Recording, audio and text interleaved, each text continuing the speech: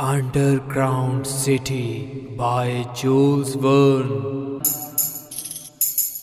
تحریر اور پیشکش سید عرفان علی.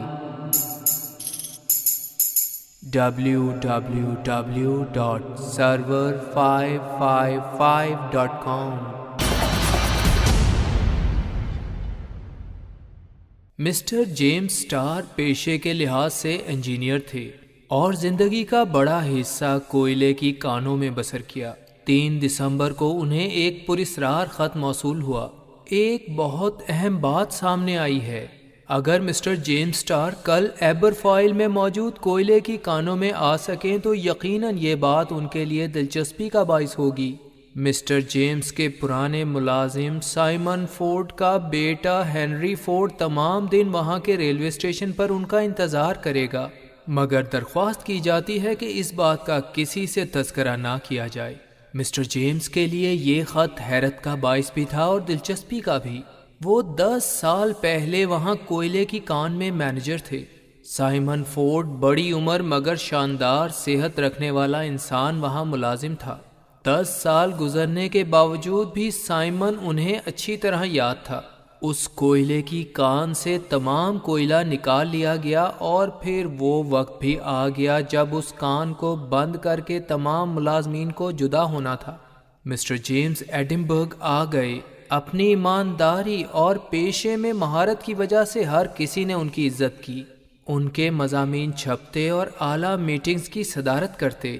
مگر آج 10 سال بعد اس خط کو وصول کر کے انہیں 10 سال پہلے کا دور یاد آ گیا. سائمن مذاق نہیں کر سکتا تھا. تو آخر کیا بات تھی؟ کیا کان میں دوبارہ کوئی ایسا راستہ مل گیا ہے جہاں کوئلہ موجود ہے؟ مگر میں تو بہترین انجینئر ہوں اور مکمل جائزہ لینے کے بعد کہ اب کوئلہ باقی نہیں اس کان پر کام بند کروایا. اگر دوبارہ کوئلے کی موجودگی کے آثار ملے ہوں گے تو شاندار بات ہے. اس دریافت سے بے حد فائدہ بھی ہوگا اور میرے تجربے میں بھی اضافہ ہوگا. اسی شام ان کی حیرت میں اس وقت مزید اضافہ ہو گیا جب ایک اور خط انہیں ملا. پرانے بوسیدہ لفافے اور خراب لکھائی سے تحریر کیا گیا تھا کہ وہاں آ کر انجینئر جیمز صاحب اپنا قیمتی وقت برباد کریں گے.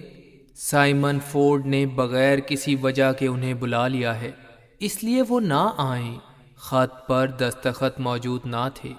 مسٹر جیمز حیران بھی تھے اور پریشان بھی. معاملہ کیا ہے؟ ایک شخص انہیں بلا رہا ہے، دوسرا منع کر رہا ہے.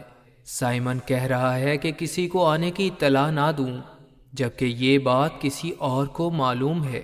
مگر سائمن ایماندار شخص ہے، سنجیدہ انسان ہے. میں وہاں ضرور جاؤں گا. مسٹر جیمز نے اپنی مصروفیات ختم کی اور ایبرفائل روانہ ہو گئے. راستے میں وہ وقت یاد کیا جب کئی سال کام کرنے کے بعد انہوں نے سینکڑوں مزدوروں کو جمع کر کے کان میں کام بند کرنے کا اعلان کیا.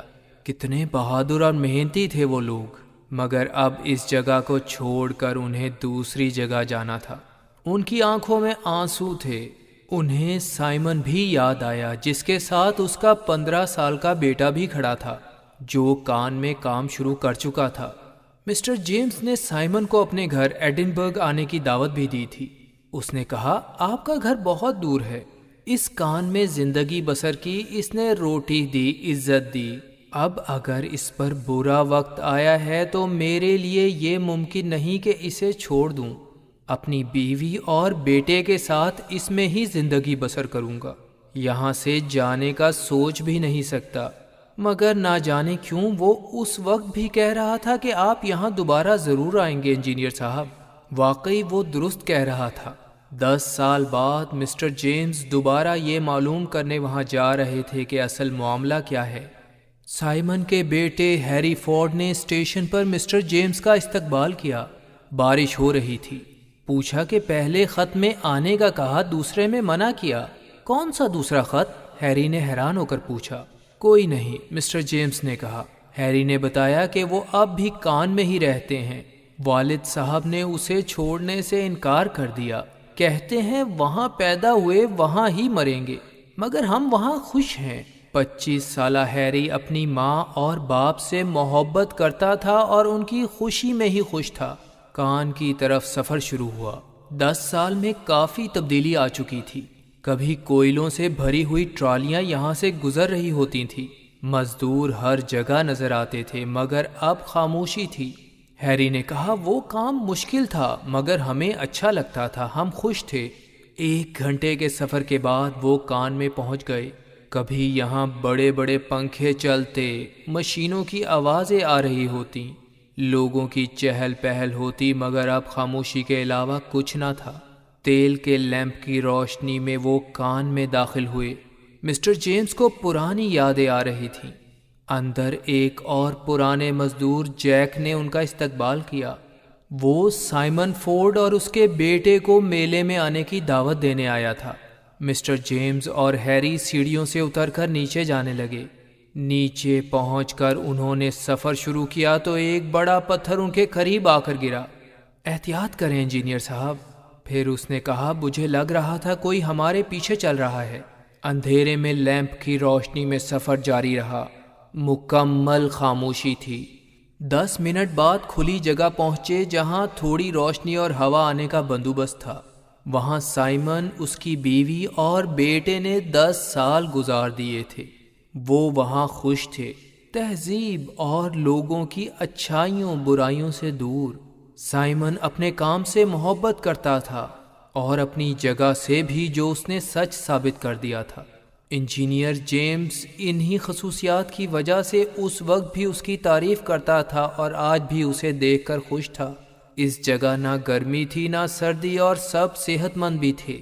اس عرصے میں سائمن اندھیری کان کے مختلف راستوں پر جاتا اور نئے کوئلے کو تلاش کرتا۔ اس کی خواہش تھی کہ ایک مرتبہ پھر وہ کان آباد ہو اور وہاں سے کوئلہ نکالنے لوگ آئیں۔ سائمن نے مسٹر جیمز کا استقبال کیا۔ خوش آمدید مسٹر جیمز، زمین سے 1500 فٹ نیچے اپنے گھر میں آپ کا استقبال کرتا ہوں۔ دونوں نے ہاتھ ملایا، مل کر خوش ہوئے۔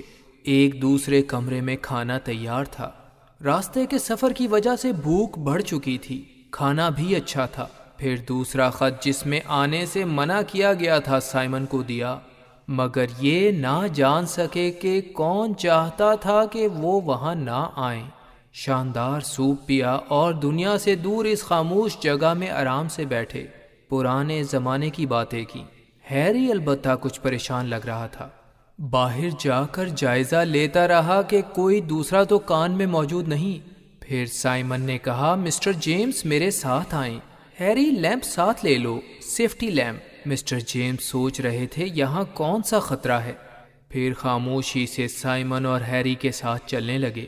دنیا کے ہر حصے میں لوگ پراسرار قصے کہانیوں، آسیب، جنوں، بھوتوں، روحوں پر یقین رکھتے ہیں۔ کانوں کے ان کم پڑھے لکھے مزدوروں میں بھی ایسی باتیں نسل در نسل چلی آ رہی تھیں۔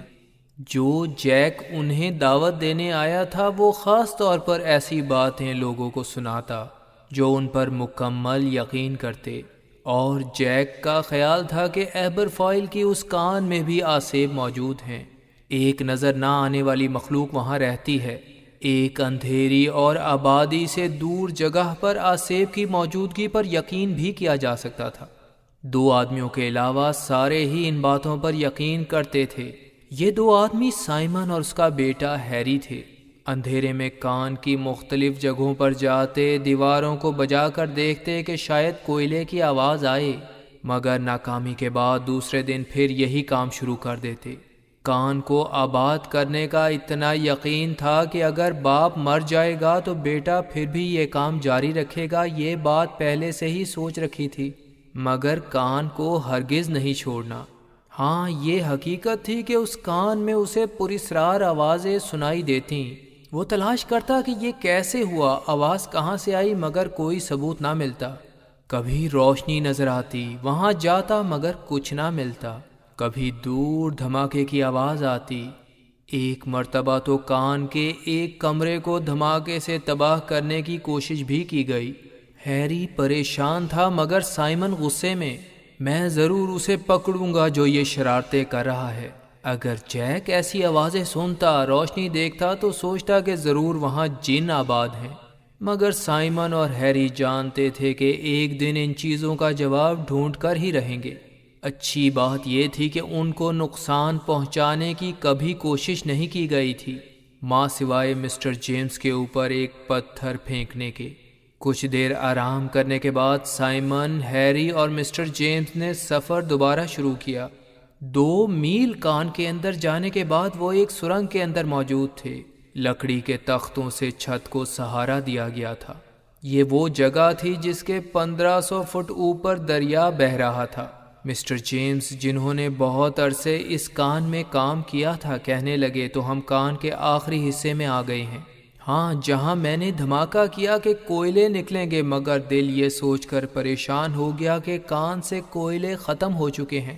سائمن نے بات جاری رکھی، جب کوئلے ختم ہو جاتے ہیں تو ان کے ساتھ گیسیں بھی، تو آگ لگنے کا خطرہ بھی ختم۔ مگر اب مختلف جگہوں پر آگ کے شعلے اور دھماکے دیکھے جا رہے ہیں۔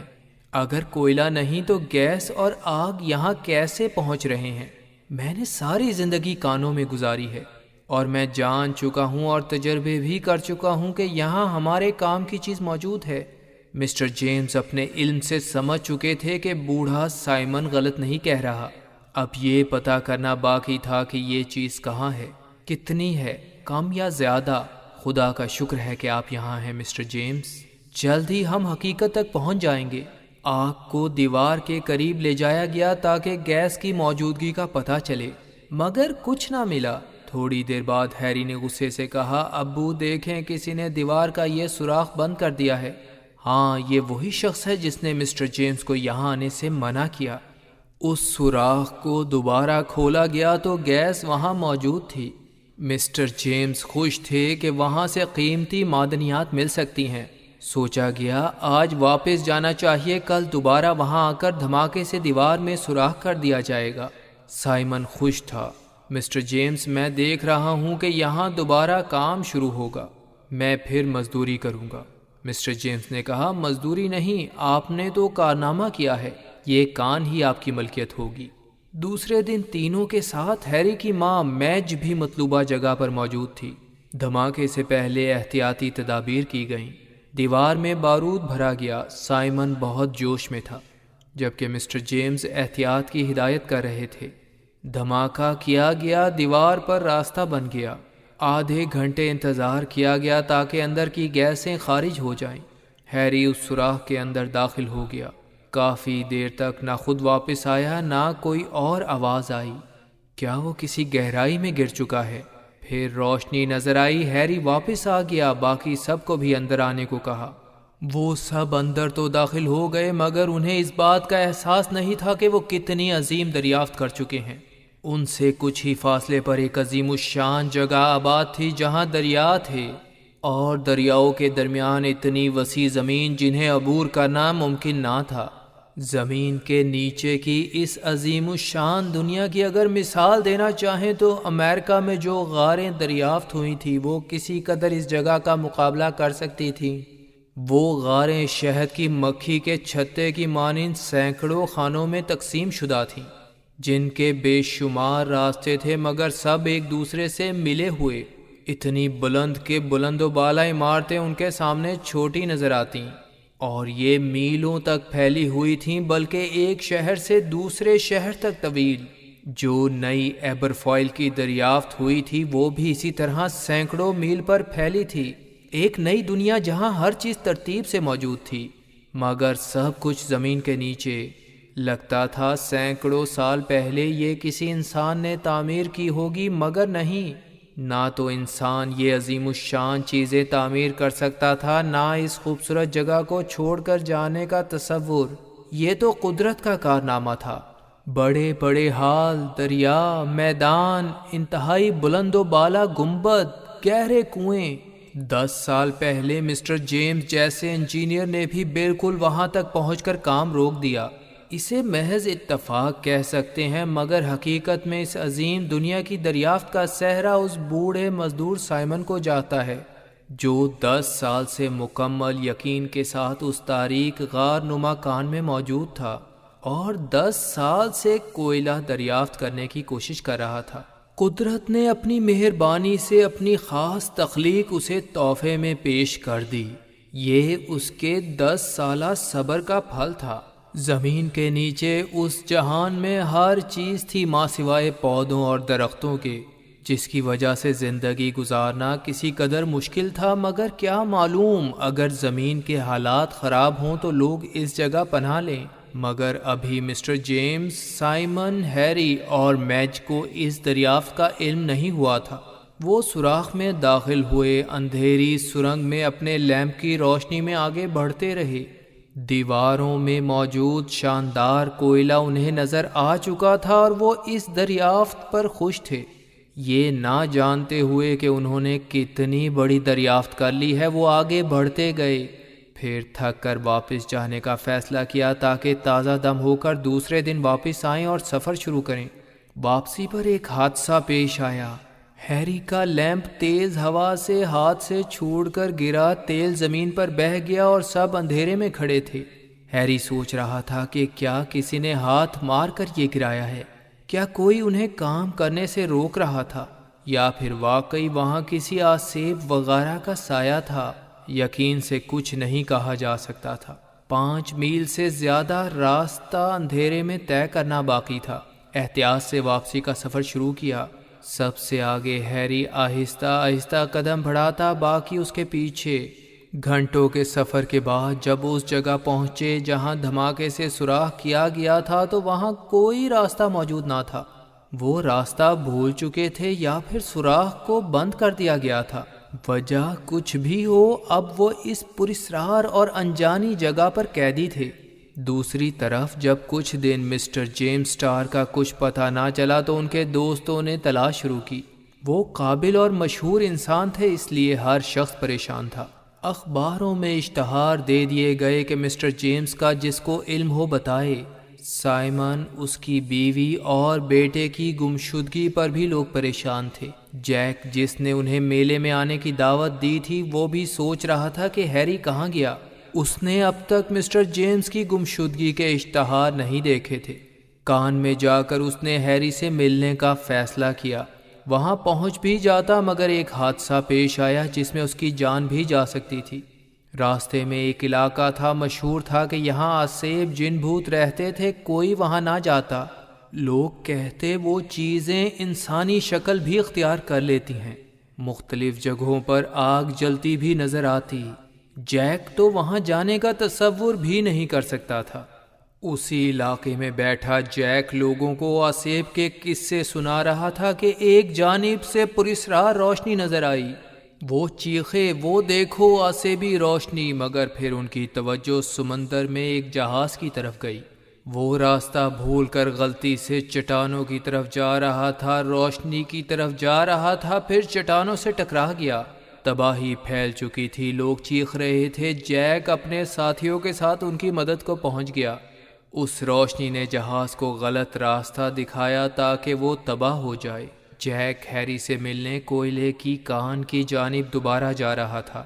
راستے میں اشتہار پر نظر پڑی جس میں انجینئر جیمز کی گمشدگی کا لکھا گیا تھا۔ حیران ہوا، میں نے تو انہیں 10 دن پہلے کوئلے کی کان میں دیکھا تھا، اس دن سے غائب ہیں۔ جلدی سے کان میں جانا چاہیے، ضرور وہ وہاں پر کوئی اہم کام کر رہے ہوں گے۔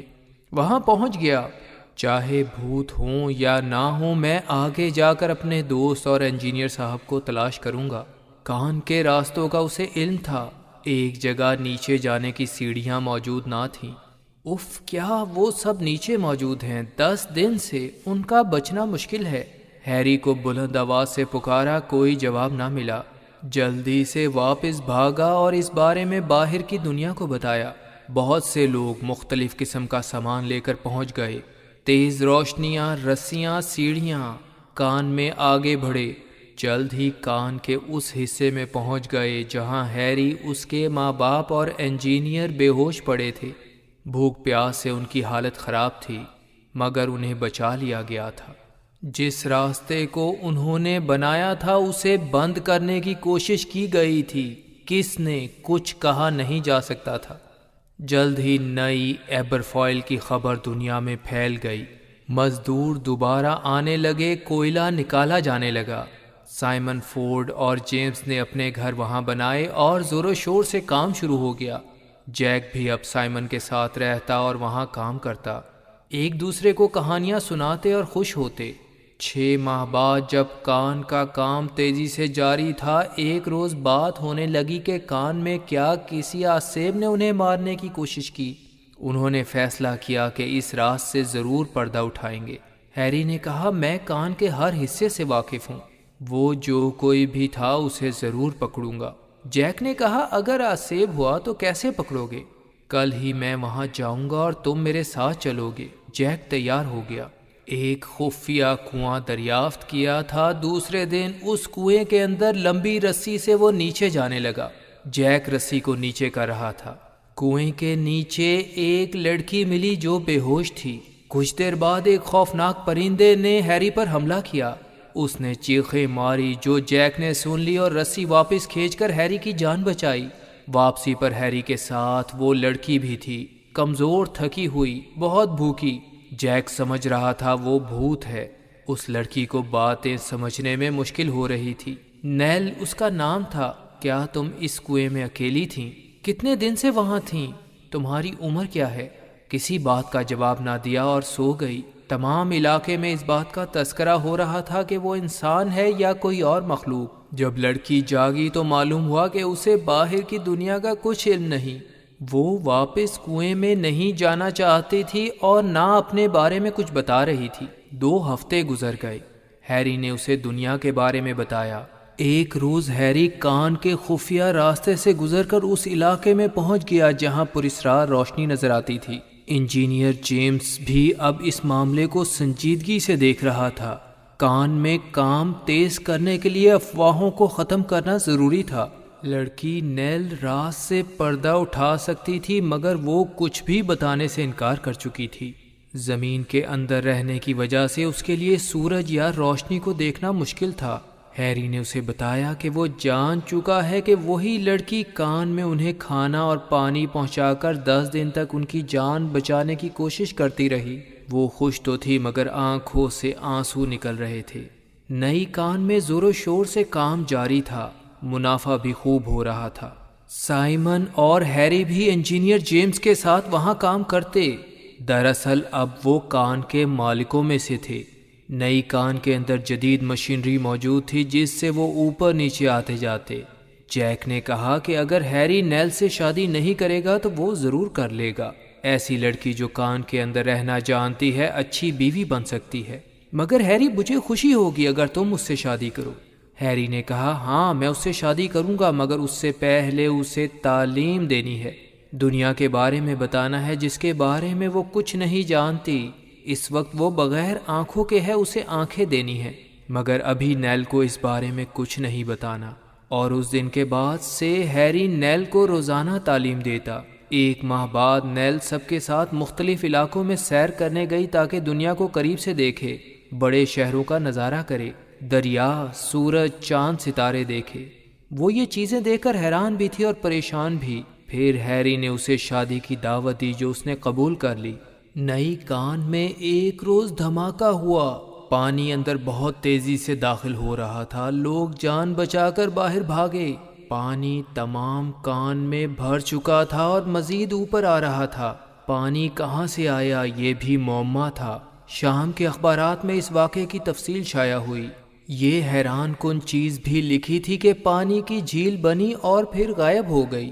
وجہ کسی کو معلوم نہ تھی۔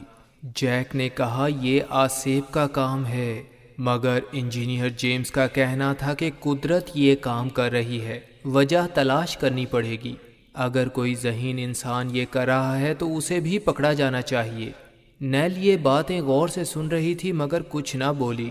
جیمز اسٹار نے جگہ کا جائزہ لیا اور کہا کہ سمگلر وغیرہ ہمیں یہاں سے بھگانے کے لیے یہ کام کر سکتے ہیں، مگر جو بھی یہ کام کرتا ہے وہ اس علاقے کو ہم سے بہتر جانتا ہے۔ ہیری اور نیل کی شادی ہونے والی تھی۔ سب خوش تھے، مگر پھر شادی سے پہلے پراسرار واقعات میں بہت اضافہ ہو گیا۔ لگتا تھا کہ اس شادی کی خبر سے کوئی قوت ناراض ہوئی ہے۔ کان کے اندر کبھی آگ لگ جاتی جسے بجھا تو دیا جاتا مگر وجہ معلوم نہ ہوتی۔ پانی کی ٹینکی نیچے گر گئی جسے پیچ ڈھیلے کر کے گرایا گیا تھا۔ ہیری اس حادثے میں بڑی مشکل سے بچا۔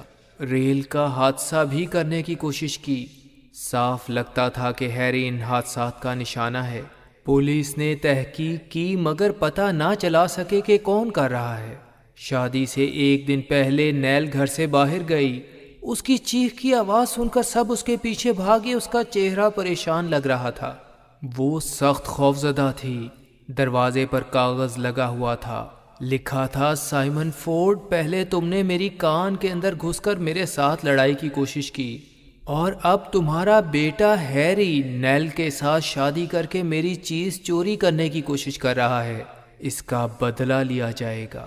سلفیکس۔ نیل سلفیکس کا نام سن کر پریشان ہو گئی تھی۔ نیل، کیا تم جانتی ہو وہ کون ہے؟ سائمن بولا، میں جانتا ہوں۔ بہت پہلے وہ کان کے اندر جا کر بارود کے دھماکے کر کے کوئلے ڈھونڈتا تھا۔ ایک روز وہ گم ہو گیا، پھر اسی روز ایک بچی بھی پیدا ہوئی تھی۔ یقیناً وہ نیل تھی جو سلفیکس کے ساتھ کان میں رہتی رہی تھی۔ وہ تو مجھ سے 10-12 سال بڑا تھا، سائمن بولا، مگر ہمارے لیے خطرہ ہے۔ کان کو اس سے بہتر کوئی نہیں جانتا۔ وہ بہت صحت مند اور طاقتور تھا، مگر اس کا خیال تھا کہ پرانی کان اس کی ہے۔ اسے نئی کان کا معلوم ہوگا، مگر اس کی حفاظت کرتا رہا، دوسروں سے اسے چھپاتا رہا، اور جب ہم نے اسے تلاش کر لیا تو اسے غصہ چڑھا۔